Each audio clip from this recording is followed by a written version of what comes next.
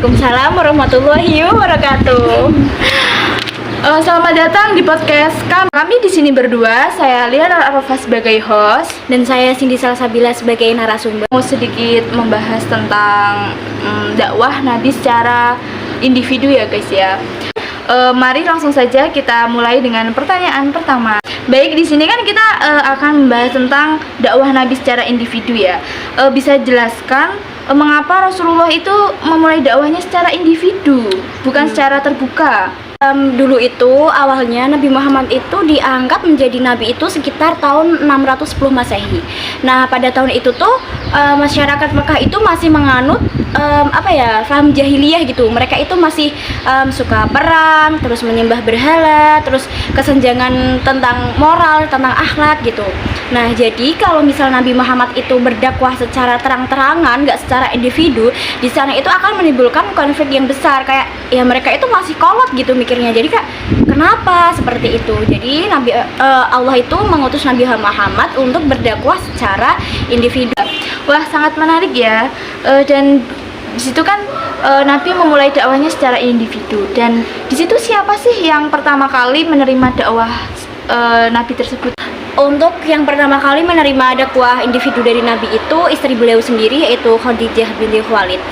Setelah istri beliau, Nabi juga berdakwah dengan individu kepada orang yang sangat berpengaruh, yaitu Abu Bakar As-Siddiq. Setelah itu Abu Bakar mengajak sahabat-sahabat yang lain juga secara individu, secara personal, seperti Utsman bin Affan dan Thalhah bin Ubaidillah. Berarti di situ walaupun secara diam-diam sangat berpengaruh besar ya? Benar, karena pendekatan yang individu personal itu akan gimana ya, kalau kita ngobrol berdua ini kayak lebih masuk dan lebih mudah untuk diterima gitu, daripada kita berdakwah secara terang-terangan dan berdakwah pada banyak orang seperti itu.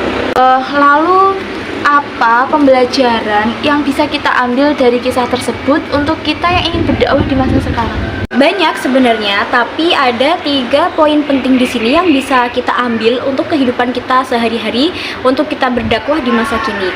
Yang pertama itu pendekatan personal tadi. Pendekatan personal ini Nabi itu juga nggak asal milih gitu loh. Oh, orang ini aku dakwahi, orang ini aku beritahu seperti ini, itu tidak. Jadi pendekatan personal itu Nabi juga memilah-milah siapa yang pantas dan siapa yang cocok untuk menerima dakwah yang diberikan oleh Nabi. Contohnya seperti Abu Bakar tadi. Nomor 2, kita bisa ambil dari kesabaran Rasul. Kesabaran Rasul dalam dakwah individu itu tuh ya udah nggak terhingga lagi. Selama bertahun-tahun Rasul itu hanya bisa menarik beberapa orang untuk masuk Islam. Jadi ya butuh kesabaran yang sangat dalam.